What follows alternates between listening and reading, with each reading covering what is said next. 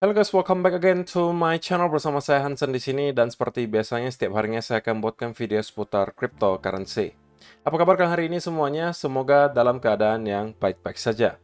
Teman-teman, kita melihat Bitcoin bertahan dengan cukup baik di area range 67 sampai 68 ribu dolar.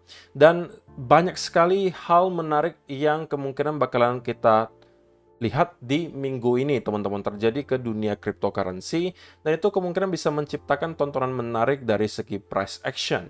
Apa saja hal yang bisa menyebabkan volatilitas, kita bakalan bahas di video hari ini. Diikuti juga apa yang kira-kira sedang terjadi dari segi price action dan yang bisa kita expect berikutnya.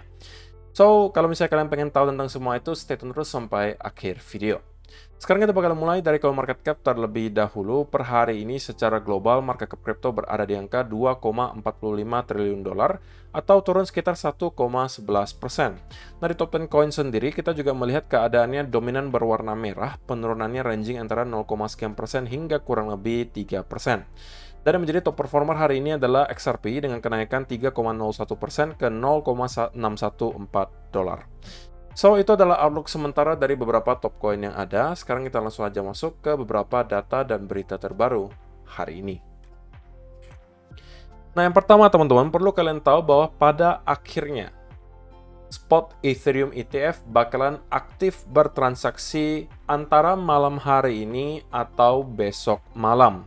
Dan ini dikonfirmasi oleh salah satu analis ETF bernama Eric Balchunas. Dia mengatakan bahwa it is official, spot Ethereum ETFs have been made effective by the SEC. Jadi, kalau misalnya memang benar, teman-teman, malam hari ini atau besok malam, kita akan melihat spot Ethereum ETF itu aktif bertransaksi, maka pada akhirnya kita bisa mengetahui seberapa besar kira-kira minat para investor terhadap spot Ethereum ETF. Ini akan menjadi sebuah hal yang positif, tentunya ada sumber atau ada keran uang baru bagi Ethereum. Yang dimana biasanya ini adalah uang-uang institusi. Jadi ini bukan uang kecil, teman-teman, yang bisa masuk ke spot Ethereum ETF. Tentunya itu menjadi berita positif, tetapi di sisi lain kita perlu tahu bahwa sama seperti apa yang terjadi ketika Bitcoin spot ETF kemarin aktif bertransaksi, ada satu ETF yang terus mengalami outflow, yaitu adalah dari Grayscale. Karena Grayscale itu menerapkan fee jauh lebih tinggi daripada ETF lainnya. Dan mereka sistemnya itu convert dari Bitcoin Trust menjadi Bitcoin ETF. Hal yang serupa juga mereka lakukan di Ethereum. Mereka mempunyai Ethereum Trust. Dan sekarang mereka akan convert ke dalam bentuk Ethereum ETF. Berita buruknya adalah mereka lagi-lagi menerapkan fee yang jauh lebih tinggi daripada ETF-ETF lainnya. Sehingga, teman-teman, ada kemungkinan kita bakalan bisa melihat kembali outflow cukup besar datang dari Grayscale, yang mudah-mudahan dapat di-counter oleh inflow dari ETF lainnya. Karena kalau tidak, ini justru bisa sumber koreksi yang dalam untuk Ethereum. Karena kita melihat sudah ada transfer sebesar 292.000 Ethereum, teman-teman, atau kurang lebih 1 billion dolar ke Coinbase institusional. Dan ini adalah sumbernya dari Grayscale. Sehingga kita tahu bahwa sudah ada yang bersiap untuk melakukan distribusi atau outflow. Ini akan menjadi satu tontonan yang menarik tentunya untuk beberapa hari ke depan. Kira-kira seberapa besar minat para investor terhadap spot Ethereum ETF. Itu yang bisa menyebabkan volatility yang pertama. Yang kedua, teman-teman, perlu kalian tahu, ini mungkin bukan sesuatu yang baru terjadi hari ini, sudah beberapa hari terakhir, ini adalah satu rumor yang sangat hangat. Bukan rumor, tapi sebuah fakta bahwa Elon Musk mengubah profile picture-nya, teman-teman, menjadi yang mirip dengan apa yang dilakukan oleh orang-orang yang pro terhadap Bitcoin, yaitu adalah mata yang bersinar, teman-teman. So, hal ini ditanggapi positif oleh sebagian besar investor karena mungkin beranggapan bahwa bisa aja bentar lagi Elon Musk akan kembali mengumumkan sebuah hal yang besar yang akan dilakukan untuk dunia kripto. Bisa saja, teman-teman. Kita tahu bahwa Elon Musk dulu pernah menerima Bitcoin sebagai salah satu alat pembayaran untuk Tesla. Dia juga secara terang-terangan promote Dogecoin. Artinya dia tidak anti cryptocurrency. Cuman untuk sekarang memang tidak ada lagi hal baru yang dia lakukan untuk dunia cryptocurrency yang membuat mungkin market kembali bergairah. Sama seperti di tahun 2021, setiap kali ada tweet dari Elon itu kemudian menggerakkan market. Nah, tentunya kalau misalnya kita bisa melihat Elon Musk lagi-lagi mengumumkan sesuatu yang positif yang ada kaitannya dengan cryptocurrency, itu juga akan menjadi sentimen positif berikutnya, teman-teman. Belum lagi, kita melihat bahwa pembelian spot Bitcoin ETF kemarin itu angkanya besar banget, teman-teman. BlackRock sendiri itu membeli atau inflow-nya 520 juta dolar. Dan di bulan Juli ini saja mereka telah berhasil melakukan akumulasi 28.000 Bitcoin. Baru BlackRock saja udah 520 juta Bitcoin. Kalau kita lihat yang lain, Fidelity membeli 350 Bitcoin. Kemudian secara total, kalau misalnya kalian perhatikan, itu 7.860 Bitcoin. Atau secara total kurang lebih 530 juta dolar. Itu dalam satu hari, teman-teman. Oke, dan BlackRock menjadi pemeran utamanya dengan penambahan 7.760 Bitcoin, Fidelity 350, Invesco 203, Franklin Templeton itu 117, sedangkan VanEck itu outflow 570 Bitcoin. Jika kita bisa melihat inflow ini konsisten terus besar seperti ini, maka lagi-lagi ini bisa menjadi sesuatu yang menciptakan volatility di market, teman-teman. Tetapi mungkin volatility-nya adalah ke arah atas ya, karena untuk demand sebesar ini, kalau misalnya terus-menerus terjadi, saya rasa lama-kelamaan selling pressure-nya juga tidak akan mampu menghalau Bitcoin di sekitaran area 67 sampai 68 ribu di sini. Gitu ya. Dan juga teman-teman, ada rumor baru yang lagi hangat banget bahwa salah satu orang yang sering banget bertentangan dengan cryptocurrency, terutama di Amerika Serikat, yaitu adalah si Gary Gensler, yang merupakan ketua dari SEC. Nah, rumornya teman-teman, si ketua SEC ini bakalan resign di awal tahun 2025 ketika Biden mengakhiri masa tugasnya sebagai Presiden Amerika Serikat. Nah, jika memang benar, teman-teman, bahwa si Gary Gensler ini bakal digantikan oleh orang lain, tentunya itu lagi-lagi adalah sebuah berita positif.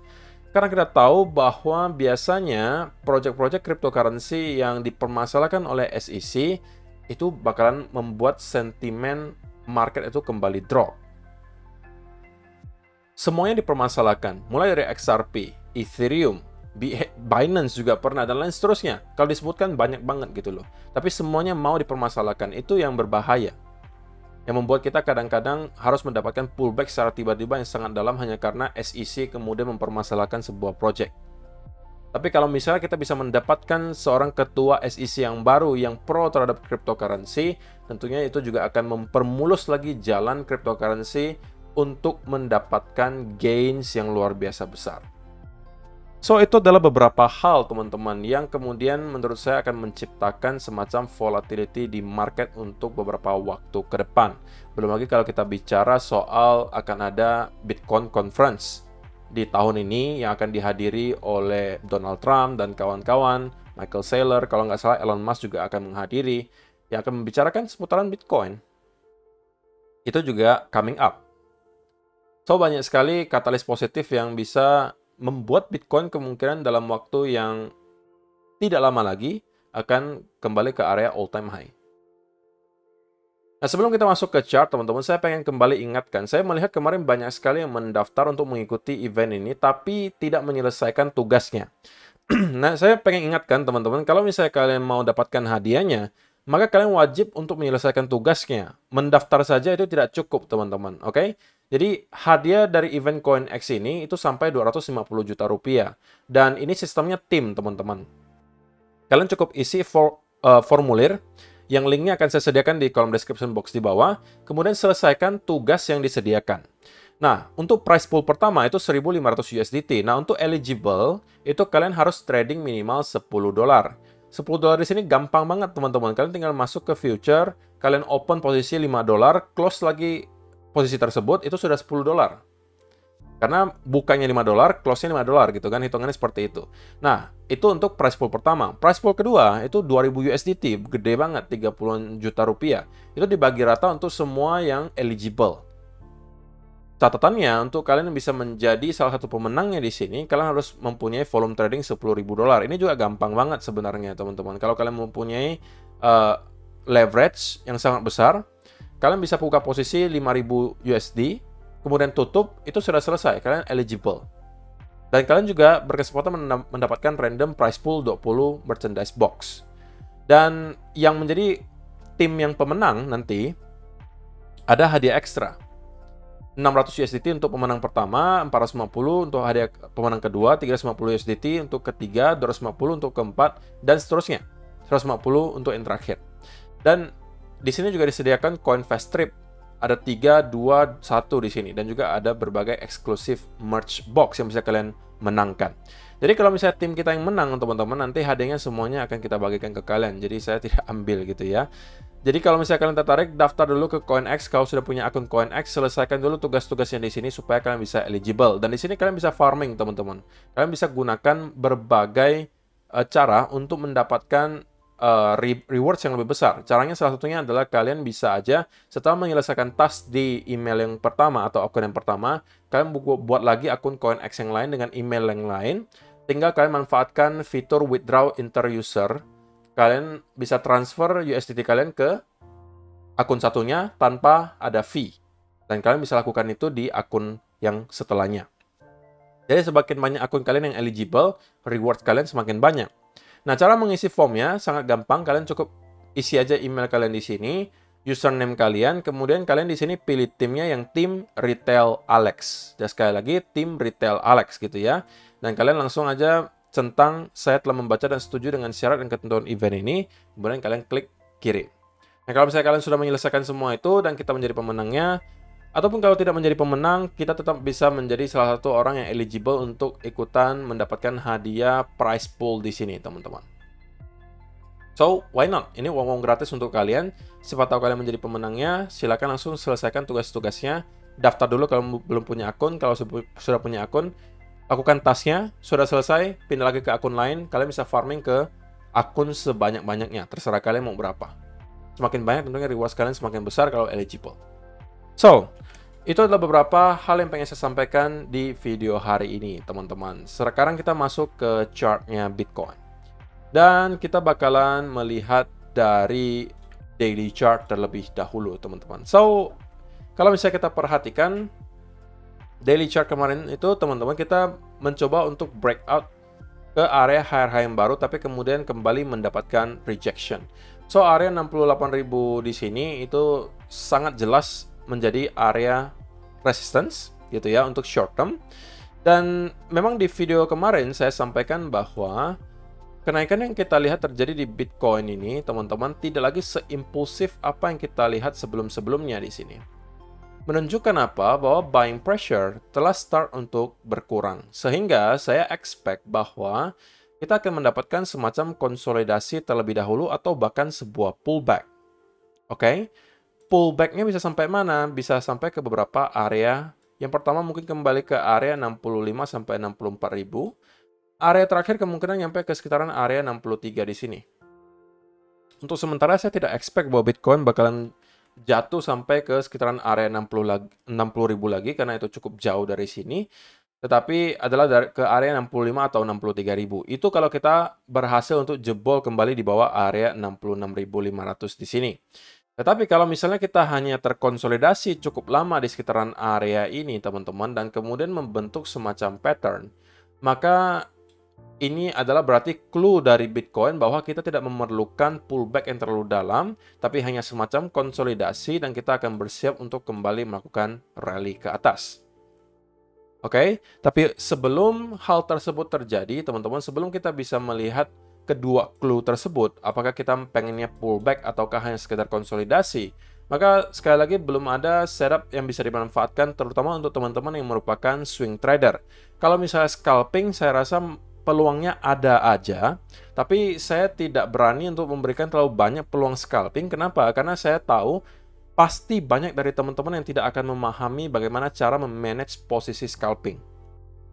Oke, kalau kalian belum bisa memanage posisi swing trade, akan sangat sulit bagi kalian untuk memanage posisi scalping. Karena kalau di scalping, ambil keputusannya itu harus jauh lebih cepat daripada kalau kita swing. Gitu ya. Nah, jadi teman-teman, kalau misalnya ditanya ke saya sekarang, maka saya biasnya sekarang justru cenderung sedikit ke arah bearish ya teman-teman. Short termnya bearish. Kenapa? Karena saya melihat Bitcoin sepertinya kesulitan banget gitu untuk mampu membentuk high yang baru, dan justru kalau kita lihat di sini start untuk mendapatkan adanya indikasi reverse.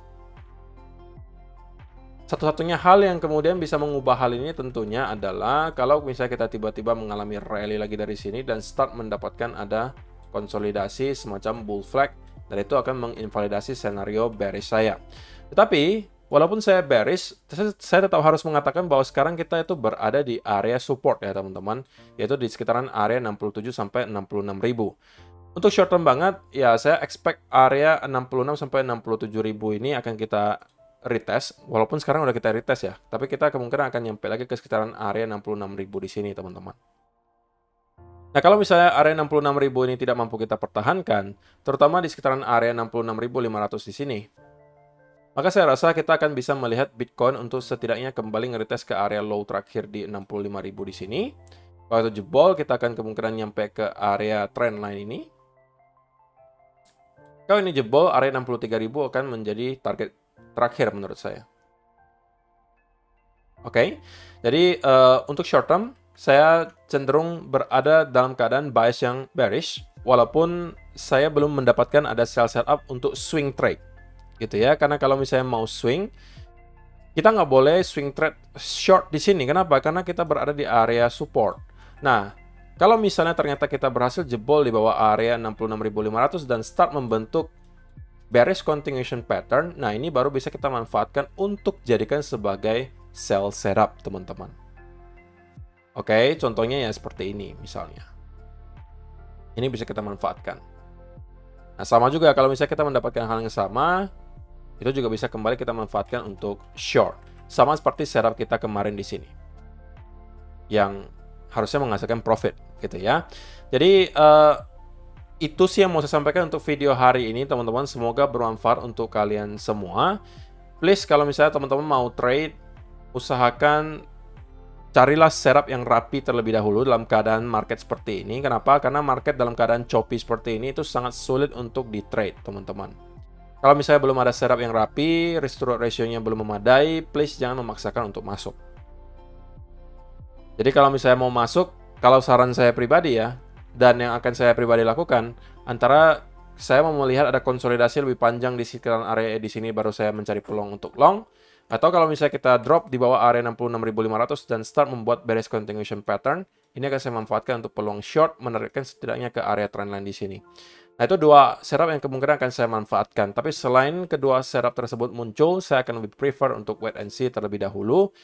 Saya tidak peduli kalau misalnya teman-teman merasa bahwa saya banyakkan nunggu selama beberapa hari terakhir, tapi karena kenapa? Karena bagi saya tidak ada masalah, teman-teman. Menunggu itu akan lebih baik daripada saya memaksakan masuk ke market dan ujung-ujungnya justru boncos. Saya lebih prefer untuk menunggu, setupnya baik, risk to reward ratio-nya oke, saya masuk. Kalaupun loss, saya sangat ikhlas. Kenapa? Karena saya sudah jalankan sesuai dengan trading plan saya sudah tahu bahwa itu adalah setup dengan risk to reward ratio yang baik, saya masuk, gagal, itu adalah bagian dari perjalanan. That's it. Dan jangan sampai lupa teman-teman, kita juga telah berhasil untuk mendapatkan profit dari berbagai setup yang kita telah hasilkan di sini. Sehingga jangan sampai semua profit yang kita dapatkan dari beberapa bulan terakhir dalam sekejap hilang hanya karena teman-teman greedy dan tidak mau menunggu terlebih dahulu.